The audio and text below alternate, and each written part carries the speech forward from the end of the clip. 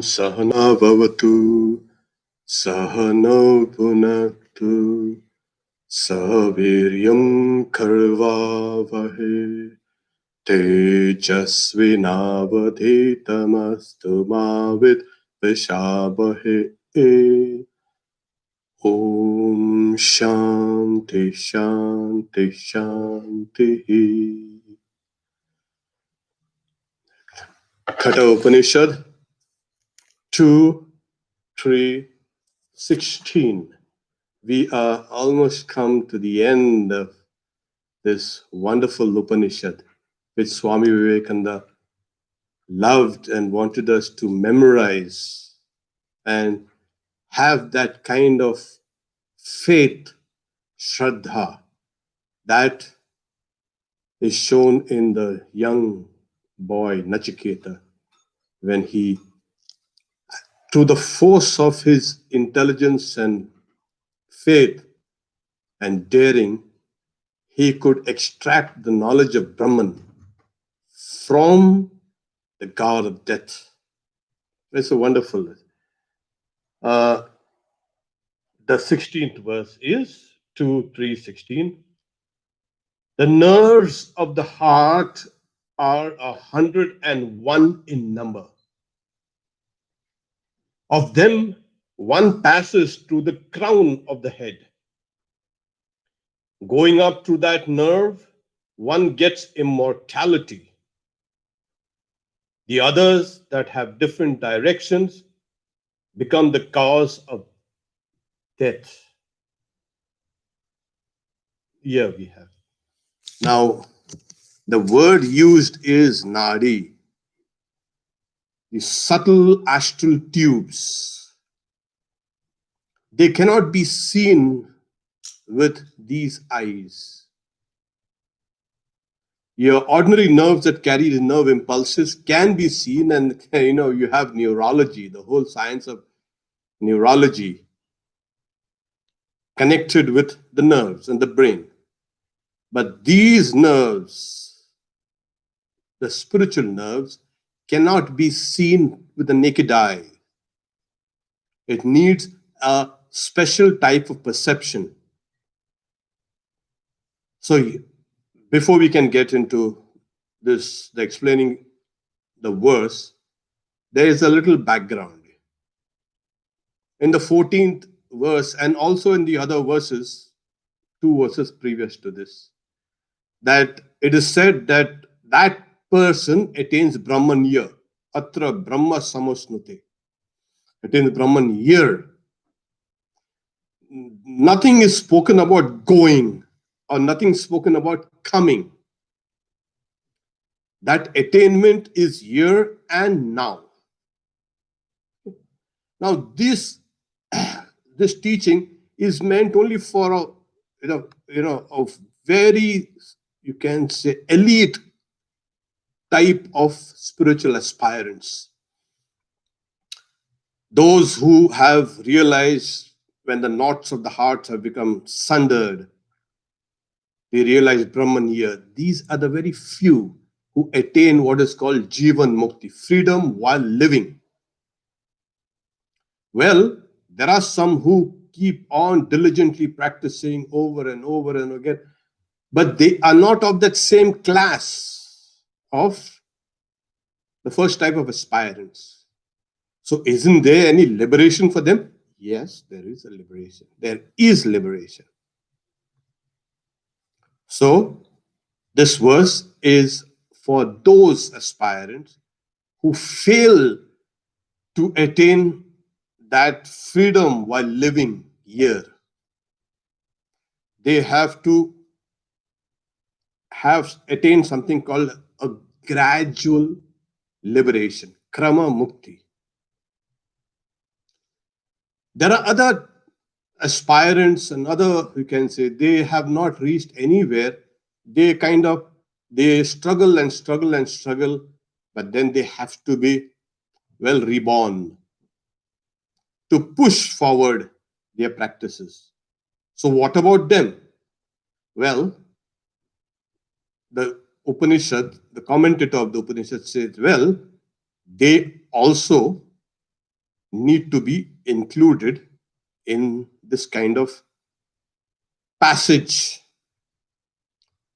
One type of aspirant is completely free. There's no point in going and coming. As the Upanishads also say, Brihad Aranyak Upanishad, Na tasya pranam utkramanti. Though his or her pranas, the senses, do not depart. But being Brahman, he attains Brahman year. Brahma with sun, Brahmaiva bhavati. So there's no question of going and coming. So there's another second class of aspirants that go from one place to another. And that is called the Brahmaloka, the highest plane of relative existence, the superfine. It's not ordinary. It has to be mentioned that those who take this path and go down that special one, to a special nerve, they go to the highest, you can see. They are identified with Hiranya Garbha of Brahma in what is called Satyaloka. And then the others who will need to kind of come and do a little pushing and shoving and what about them? Yeah, this is about them. So now we can understand the passage here. The nerves of the heart are 101. Of them, one passes through the crown of the head here. Going up to that nerve, one gets immortality. There it is. The others that have different directions become the causes of death. Here you have the heart. The seat of the heart is here. That's a seat of consciousness here. That's why we have to meditate. So from here, there are those streams of nerves branching out. And out of them, one comes straight out and exits from here. It's called a Shushumna. Later, the Tantras took up this Ida and Pingala and Shushumna, the passages. Can this be seen? Yes, Swami Vivekananda said it's a thin golden thread, like you can say passage. I have seen it. So it is seen, it can be seen. And one has to enter into that channel, Sushumna, and exit the body through that. Now, the topic for today is departure from the body. Now, how do we depart from the body? Well, we can depart from the body by going really inside. But that's counterintuitive. You have to depart from the body going outside. Well, the senses, etc., are going outside, and they have created a lot of problems. The body also wants to go outside. No, the trick is in yoga, if you want to depart the body, if you want to come away from the idea of a body, go really deep within. And in that deep within, you will find that special nerve called the Shushumna. Okay. Now, when a child is in the womb, okay, the umbilical cord through which it is fed via the mother's blood, okay, that is attached to the navel. And from there, all the development takes place. That becomes a mouth, as it were. Well, this is a mouth here, but the fetus is not eating through the mouth. It is being fed through that, then the belly button, the umbilical cord. There it is. That's the physical aspect. The spiritual aspect of that baby is, as it were, there's that spiritual umbilical cord. which is connected with the heart. Okay, so there are two umbilical cords. One is the physical one, which through which the body grows, develops. In the 9 months, it stays in the womb. There is another umbilical cord which cannot be seen with the eyes. That's umbilical cord is kind of joined here. Everyone and everything is joined, you see. So what joins this and that? Yeah, this connection is always there in the sense of your Atman is with the Paramatman, always. This connection, but then we have forgotten. So this, like the umbilical cord, which through your belly button is kind of goes in to nourish your whole body, and the body develops around it. Similarly, your spiritual life and spiritual body develops around this umbilical cord, spiritual umbilical cord. And so this is the place we are asked to meditate over. So going down deep inside, we come down to that spiritual heart. That is very important. Okay. So here is saying 101 nerves. So the one nerve leads you upwards, leads you to immortality by going piercing the other centers. And the other 100 nerves, they spread out through the body all over. And if we exit, if the soul exits from any of the other 100 nerves, there is then rebirth. There are some people who exit from the toe, or from the ankle, or from the shin, or from the calf, from the knee. There's from the back, from the front, and from this, from that. If you come down higher and higher, you get higher and higher births. If you exit from the eye, from the nose, ear, and this is the highest. So it's like from the heart are radiating 101 nerves. The one nerve, Shushumna, Nadi, leads you to immortality, and the other leads you to rebirth. This is departure from the. We have discussed this in a previous, you can say, classes. Those who are interested, you could go and kind of look at those lectures there. But here we are more interested in that one. How do you depart? So people say, oh, my Sushumna, my Kundalini has been awakened and it's moving up. And yeah, but please, the Sushumna, the power that rises to the Sushumna is a power of the mind which has been controlled. In the Bhagavad Gita, you have that verse, Prayana kale manasa chalena bhaktya yukto yoga balena chaiva bhruvar madhye pranama veksha samyak satam param purushamupaiti divyam. At the time of that Prayana kale, manasa chalena, with the mind made steady. And then bhruvar madhye pranama veksha, while fixing the prana in the center of the eyebrows to the strength of yoga. Now, what is strength of yoga? It is through concentration, one has overcome the elements that go to make up your body. You see, what happens is our body is made up of gross elements, and our body is made up also subtle elements called the tanmatras. So what are the 5 elements? Earth, water, fire, air, and space. Okay, this is known. And they are in a state of admixture.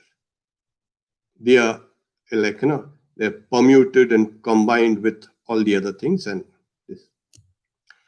In the subtle body also, we have this tanmatra, the subtle elements, which are also earth, water, fire, air, and space. Okay? They are also in that combined form. We will have to gradually, from the grossest, from the earth, we'll have to conquer. Yes, you simply can't depart the way you think you want to.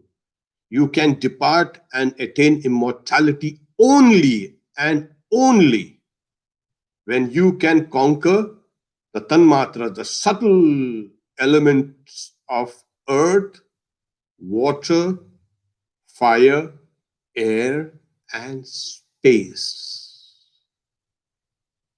Yes, you have conquered then the whole of nature here, which is there in the body. You have conquered the body. It's only then you can enter into that one nerve called Sushumna and exit outside. Otherwise, it's not possible. Without even conquering the subtle elements that go to make up your subtle body, it's not possible. So then the whole of that subtle body enters into that canal, and one after another you keep on conquering those elements. In the tantras, it is called those seed mantras: lang, rang, yang, wang, shang, sang, all these kind.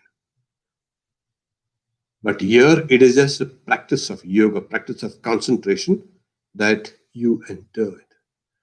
So as you enter, the Bhagavad Gita clarifies, here you hold everything out here and say Om and depart from the crown of the head here. I remember when we were very young, I think most of us, at least in India, when we are young, the mothers, they oil the hair of the baby, children. And I remember you put oil, and in India, there we used to put coconut oil. I used to get a taste of that coconut oil down in your throat. Ah, how did they think? Why did that oil enter from here? And no, it's not there. I have put oil on the head, not in your throat. Mothers used to say, where do you feel that? Well, during that time, that nerve, those channels are still open in some people. You get a taste of that. So what does the oil pass down through? No, the subtle tanmatra, the subtle elements that make up that oil, you feel it here. So now, after all these years, then you remember, oh my God, what was that? Oh, that was, yeah, I still remember. So the nerves of the heart are 101. Yeah. Shatam chaika cha hridayasya nadya tasamurdanam abhinishritayka tayorurdvam ayanamritatvameti vishwang anyo utkramane bhavanti. It's a beautiful. So the nerves of the heart, the subtle astral tubes, the nadis, they are called nadis because the word nad in sound is heard there. So in that place where you can hear that subtle sound, what subtle sound is that? That's a subtle sound of the universe. Yes, you can hear this. And those who are purified, they will hear that anahata dhvani, the unstruck sound. Where do you hear it? Not through these ears. It is heard inside. It was those sound channels. Nad Brahman, Nad Brahma. So nadis. So these sound channels are there in as it were. So one of them as from emerging from the heart. What is the heart? Heart, as I keep on mentioning it, is the center of your consciousness, the very core of your being, from your that thing called intellect, the heart, the intellect. So from there, because the intellect is the first thing to catch the reflection of this Atman, the consciousness. So it is there that consciousness is reflected most brilliantly. And the more pure the intellect is, the more finer is the reflection, the more clear is the perception of truth. So from there emerges all these, you can say, sound channels and nerves. So it's not mentioned here, but then all these sound channels, nadis, they have different colors. And these colors depend on one's karma. So depends on what karma is being fructified, you will emerge out of those nerves and come out of the body to those particular colored nerves. The Shushumna is golden in color, like a golden thread. So you emerge outside, and as you emerge outside, there it is. Okay. Now this is okay. This is the departure from the body. Yes, easy. Get down into that Sushumna. How do with the whole big body? Oh, no.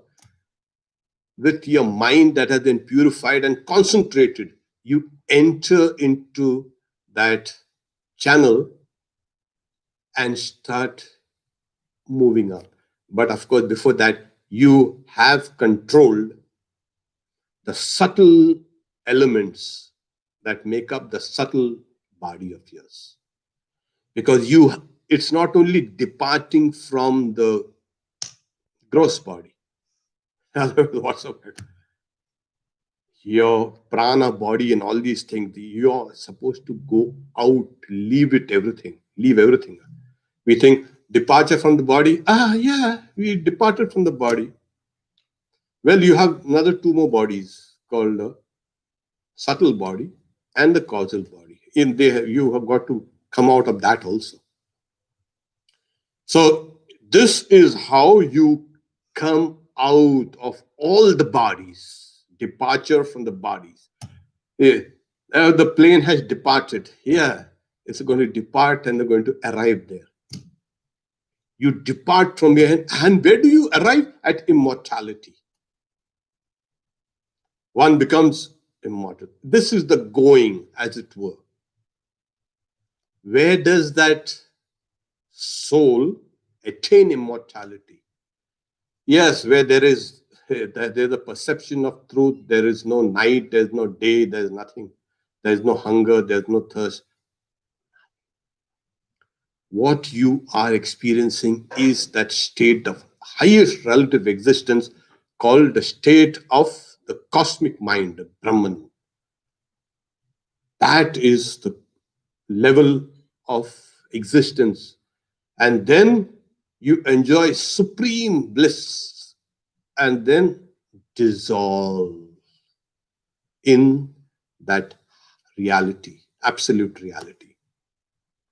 And if you come out from the other 100 nerves, well, you go depart, and there you actually come back again. You arrive.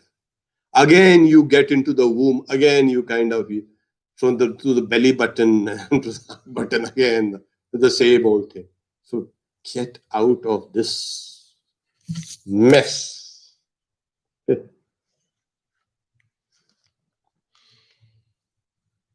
Utkramani of death, that becomes the cause. As we said, Uh, Now, in the view of concluding the purport of all the sections of the Upanishads, this verse, this technically, this is the last verse, 17th, but the 18th is just in order to kind of speak about the glory of Nachiketa and Yama, and be grateful that they gave us this knowledge. So technically, this verse is, and it's very important also in the tradition of the Ramakrishna mission. Yeah. The Purusha, the indwelling self of the size of a thumb, is ever seated in the hearts of people, of men. One should unerringly separate him from one's body like a stalk from the munja grass. Him one should know as pure and immortal, that is the Purusha. The Purusha one should know as pure and immortal. Angushtamatra Purushottaratma Sada Jananam Hridaye Sannivishta Tam Swaksharira Pravrinhe Munjadi Vaishikam Dhairena Tam Vidya Shukram Amritam Tam Vidya Shukram Amritamiti. It's repeated 2 times. So that Purusha, as we had seen over in the second chapter, in the 12th, the first canto, the Purusha, the size of the thumb, is without smoke, bright. So Angushtamatra Purusha Sada Jananam Hridaya Sannivishto. Like it was presented there in order for us to meditate on a particular form and a particular quality on the Atman. The Atman is this is that. So here it's taking up the theme again, showing us that Purusha, that Atman, which is like the size of a thumb, always seated down in your hearts, in the core of your being. Now, as we had said, it has to be separated from the body, from the gross body, from the subtle body, and the causal body also. How do we separate it? Very carefully. To discern what is consciousness and what is non-consciousness. It's very important, the incident that once took place in Balram Mandir, which I mentioned that it's important for the Ramakrishna mission in our order, because there was Swami Adbhutananda, and a Pandit was explaining the Kathopanishad and this particular verse. The Purusha, the size of the thumb, is seated in the hearts of all beings. One should separate that Purusha from the other things, like you would separate the pith of a long stalk of grass. It's called a munja grass. In India, we had this long stalk of this grass, which had a pith inside. And that pith had to be separated very carefully. Ordinarily, you don't need to do that. But they're giving an example of those who want to separate the pith. And the illustration is given. And because it's very fine, it's tenuous. So you have to pull it out very slowly to separate the pith from the rest of the stalk of grass. So similarly, you have to separate that Purusha very slowly. To separate it how? From the elements, from the earth, and the water, and the fire, and the air, and the space. What elements? These are the subtle elements that make up this universe, the gross as well as the subtle universe. So here you are separating. Is it necessary? Yes, because what happens is consciousness, when it is associated with the non self, anatman, appears as if it is the atman. Like a red hot iron ball, taptapindavat. The iron is not red hot. It has become red hot because of its association with fire. So as that fire has kind of become associated with it, the iron takes on you can say, the qualities of the fire. And the iron thinks, yes, I am hot and I'm red hot and I can burn things down. But it is the fire that has entered from outside. Remove the fire, let it cool down, and the red hot iron ball will become a black, cold iron ball. So, what happens is when consciousness is reflected in all the elements that make up the body, what are the elements? Like in the Sankhya philosophy, there are the 24 cosmic principles. There's a mixture of hundreds of things, the 5 sensory organs, the 5 motor organs, the 5 pranas, and then you have mind, intellect, ego, and the eye sense and memory. And then you have the 5 subtle elements and the 5 gross elements. Oh, this whole universe is made up of those 24 elements. So when consciousness is reflected in that, these elements take on the hue of consciousness.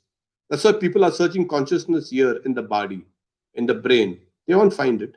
They will, of course, but that's a reflected consciousness.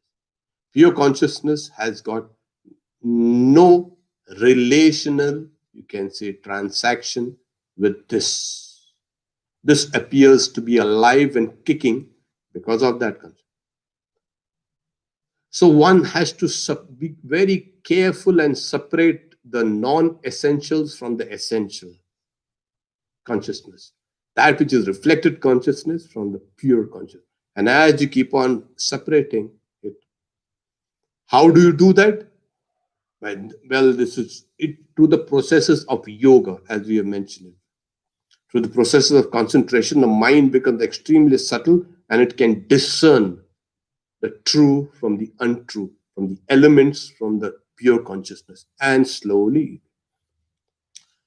So this, as the Upanishad says, him, that the Purusha, one should know as pure and immortal, that Purusha one should know as pure and immortal. So that Purusha, Antaratma, the indwelling self, the size of a thumb, is then the Atman is the size of a thumb that is given in order for us to be able to meditate on it. So Adhumaka, without smoke, Jyoti river, as the other verses had mentioned. Yeah, luminous. The Atman is luminous, like fire, without being associated with any smoke. Fire is always associated, but this. So one has to meditate on that, become identified with that. This is the idea.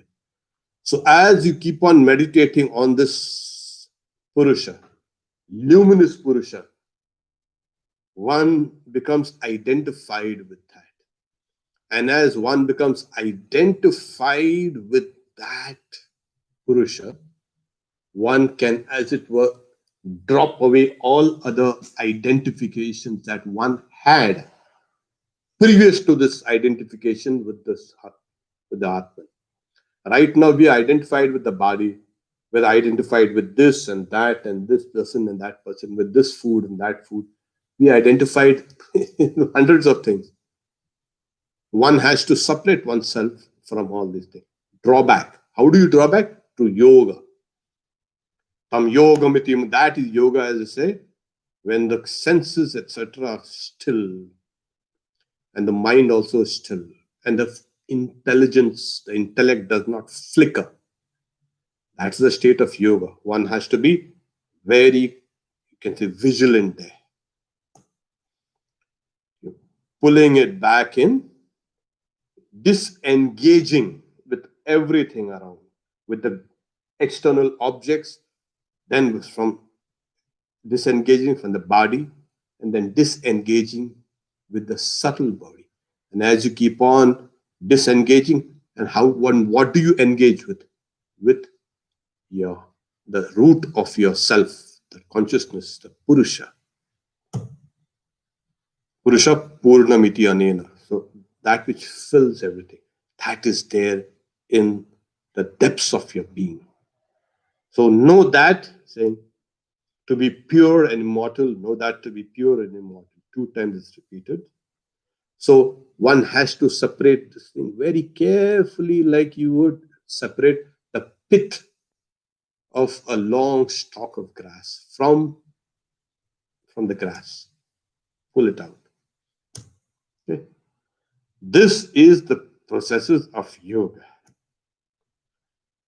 We will, uh, of course, as a very, very long, there are long explanations for everything. Next Wednesday, we will take the last verse, which is also a recap of some of the Upanishadic teachings, and also from, that will be the last Kato Upanishad class, the 53rd. This is the 52nd. And after that, as we've mentioned, we will be taking up a course on guided meditation. So we will take this up. First, we'll have 10 episodes. Each class will be one particular episode.